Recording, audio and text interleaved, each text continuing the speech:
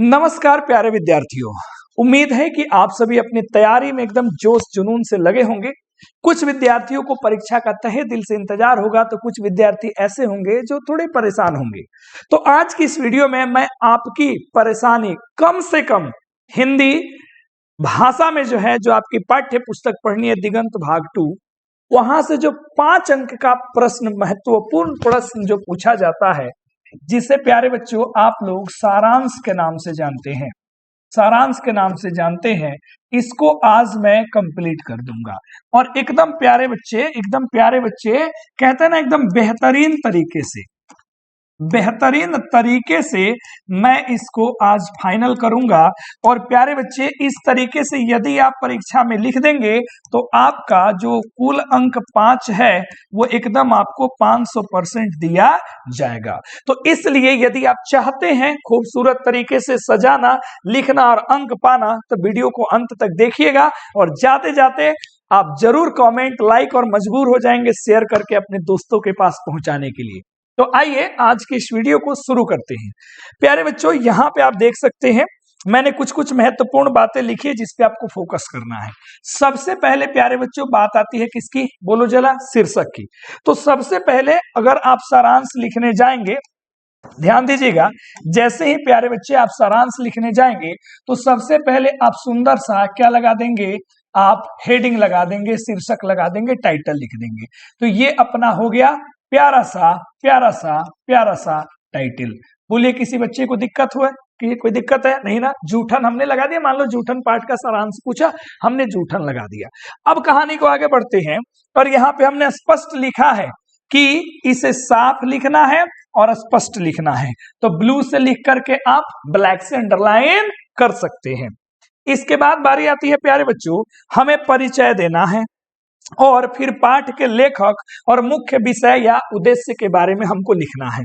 ठीक है, यानी कि अब यहां से प्यारे बच्चों आपको यहां पे याद रखना है, अब हमें यहां पे लिखना है परिचय, और इस परिचय में आपको लेखक के बारे में लिखना है।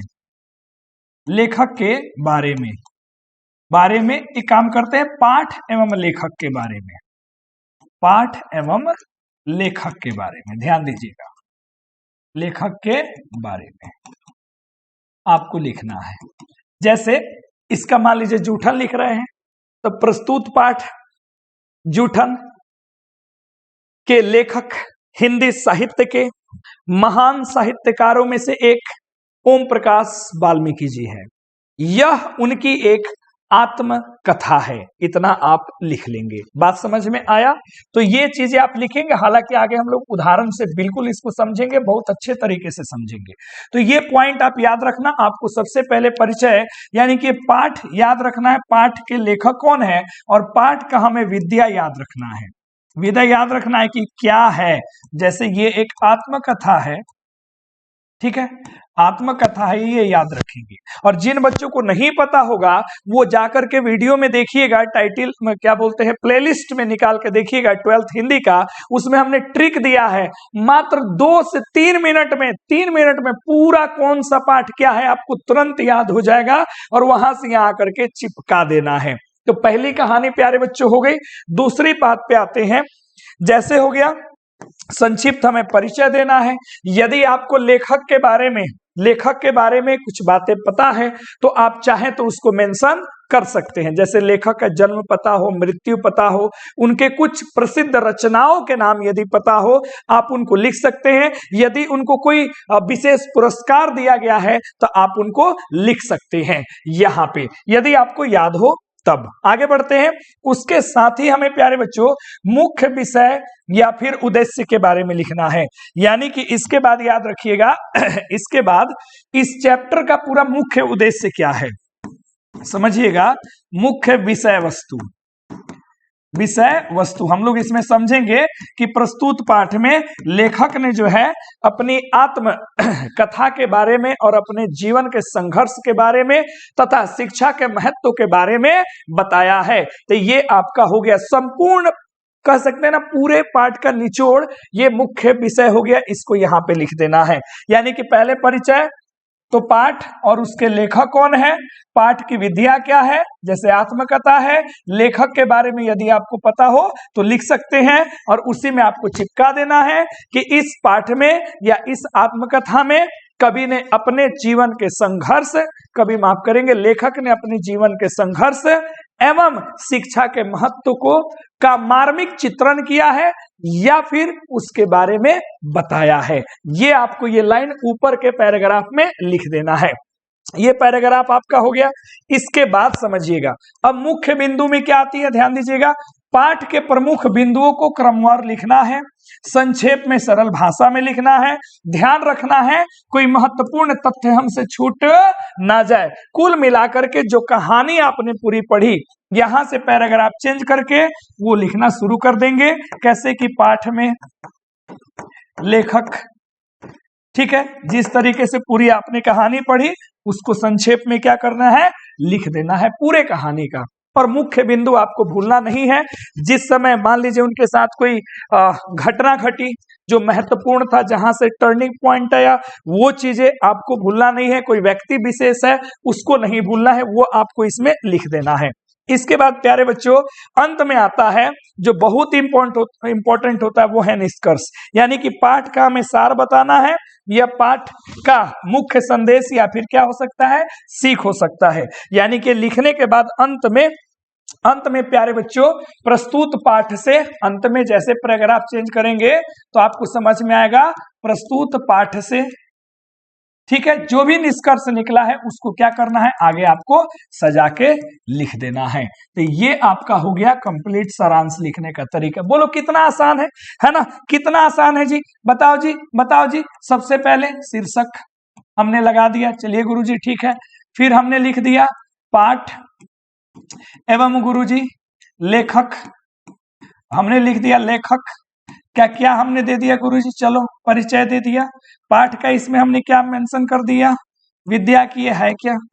इसके बाद गुरुजी हम जो है मुख्य बिंदु, हम जो है ना जो मुख्य संदेश है इस पाठ का, लेखक ने इसमें किस विषय में बारे में बताया उसको लिख दिया। उसके बाद पाठ को संक्षेप में हमने पूरा बता दिया, मतलब पाठ का हमने सार लिख दिया। और लास्ट में गुरुजी जो हमें समझ में आया वो हमने निष्कर्ष में डाल दिया। बोलो मात्र इतने पॉइंट में तो आपको संक्षेप को लिखना है, आपको सारांश को लिखना है। कितना आसान चीजें हैं। आइए एक उदाहरण से हम लोग समझते हैं कि किस तरीके से आपको परीक्षा में लिखना है। और अंतिम बात याद रखिएगा, भाषा सरल हो, स्पष्ट हो, सुव्यवस्थित होनी चाहिए। अनावश्यक जानकारी जोड़ने की कोई जरूरत अपने तरफ से नहीं है। यानी कि कोई कठिन भाषा, कोई कठिन शब्द नहीं, जो सरल हो, आसानी से चेक करने वाले को समझ में आ जाए, आपको फोकस वहीं पे करना है। जैसे आ जाते हैं, ये समझते उदाहरण, जैसे देखो, जैसे जूठन, चलो यही आ गया। देखो जूठन क्या है, ओम प्रकाश वाल्मीकि द्वारा लिखित आत्मकथात्मक एक रचना है जो दलित समाज के लोगों के प्रति समाज की क्रूर मानसिकता और भेदभावपूर्ण व्यवहार का जीवंत चित्रण करती है। लेखक अपने बचपन से लेकर संघर्ष में जीवन की घटनाओं को सहज और कैसे मार्मिक रूप से प्रस्तुत करते हैं। पहला पैराग्राफ हो गया, शीर्षक हो गया, ऊपर में आपने डाल दिया। दूसरी बात के तो मैंने लिखा, आप केवल जूठन लिखना। उसके बाद लेखक के बारे में हमने बता दिया, ये पाठ क्या है, आत्मकथा है, बता दिया। इसमें उन्होंने मुख्य किस चीज के बारे में चर्चा किया है, हमने बता दिया। अब यहां से पैराग्राफ चेंज हो जाएगी। पाठ में लेखक ने अपने परिवार की आर्थिक स्थिति, जातिगत शोषण और समाज के अमानवीय व्यवहार का वर्णन किया है। बचपन में उन्हें उच्च जाति के लोगों द्वारा अपमानित किया जाता था। लेखक यह बताते हैं कि दलित परिवारों को जूठा खाने पर मजबूर किया जाता था, जिसे जूठन कहते हैं। इसे खाने को उनकी नियति मान लिया गया था। शिक्षा के क्षेत्र में भी लेखक को अनेक बाधाओं का सामना करना पड़ा। शिक्षक और सहपाठियों द्वारा भेदभावपूर्ण व्यवहार से उनके आत्मसम्मान को ठेस पहुंची। इसके बावजूद लेखक ने शिक्षा प्राप्त करने और समाज में अपनी पहचान बनाने के लिए संघर्ष किया। ऐसे लिख दो ना रे, तबाही मच जाएगा। आगे बढ़ो। अब देखो जरा यहाँ, है ना, यह रचना दलित समाज की पीड़ा, उनके संघर्ष और आत्मसम्मान की कहानी है। यह हमें समाज में व्याप्त असमानता और जातिगत भेदभाव को समाप्त करने का संदेश देती है। उसके आगे ठीक है, इसमें समझ सकते हैं, इसमें आप कहानी को भी मेंशन कर सकते हैं, कोई दिक्कत नहीं है, थोड़ा बहुत अच्छा, निष्कर्ष, जूठन समाज की उन कुरीति और भेदभाव को उजागर करती है जो जाति व्यवस्था के कारण उत्पन्न होती है। यह आत्मकथा समाज को समानता और मानवता का पाठ पढ़ाने के लिए क्या करती है? प्रेरित करती है। देखो तो कितना आसानी से लिखा गया। इसी को आप एग्जाम में लिखेंगे, इसमें थोड़ा बहुत अपने तरीके से आप जोड़े तो ज्यादा अच्छा और खूबसूरत तरीके से लिखाएगा। तो आराम से आप समझ सकते हैं, मतलब 125 से 150 शब्दों का प्रयोग करें, आसानी से लिखा जाएगा। मैंने संक्षेप में, समय कम बचे, मैंने आपको समझा दिया। अब मान लो जैसे कविता में आ जाते हैं, कविता में भी सेम चीज करना है। जैसे उषा पर मान लो लिख दिया, इसमें तो स्पष्ट खास करके क्या पूछता है? भावार्थ। लेकिन मान लो अगर कविता का सारांश, तो उसी प्रकार जैसे उषा, जयशंकर प्रसाद द्वारा रचित उषा में कवि ने उषा यानी कि सूर्योदय से पहले का समय का अद्भुत वर्णन किया है। यह कविता प्रकृति की सुंदरता और उसके विभिन्न रूपों को उजागर करती है। उषा का सृजन और नई शुरुआत का प्रतीक माना गया है। बात समझ में आ गया? आगे कवि क्या कहते हैं? कवि ने उषा के सौंदर्य को मानवीय रूप में प्रस्तुत किया है। वह उषा की लालिमा को एक नवयौवन के मुख की आभा के समान बताते हैं। रात के अंधकार को हटाकर उषा अपनी सुनहरी किरणों से आकाश को सजाती है। इस दृश्य में प्रकृति का हर कण जागृत होता है। पक्षियों का चहचहाना और ठंडी हवा का बहना वातावरण को जीवन भर देता है। कवि ने उषा को आशा और नव जीवन का क्या बताया है? प्रतीक बताया है। उषा के आगमन के साथ न केवल प्रकृति बल्कि मानव हृदय में भी नई ऊर्जा का क्या होता है? संचार होता है। यह समय जीवन की गतिशीलता और सकारात्मकता को क्या करता है? प्रकट करता है। तो ये हमने इसका क्या लिखाया? हमने इसका बताया सारांश। तो सारांश अलग चीज है और भावार्थ क्या होती है? अलग चीज है। तो प्यारे विद्यार्थियों, इस तरीके से कवि का तो नहीं, लेकिन कहानी का तो पक्का पूछता है।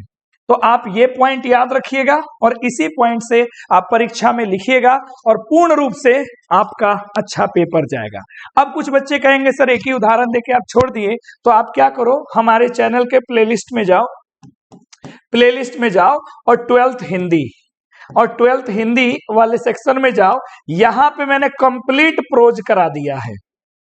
कंप्लीट जो प्रोज है, जो आपका गद खंड है, वो कंप्लीट मैंने पूरा सारांश करा दिया है। उसको पढ़ लो, एग्जाम में 5 अंक पक्का और सारे ऑब्जेक्टिव बन जाएंगे, जितना भी यहां से आएगा। तो धन्यवाद, वीडियो को शेयर कर दीजिएगा और मिलते हैं फिर अगली वीडियो में। तब तक के लिए बने रहें और मस्त रहें और बेस्ट विशेष है आप सभी को।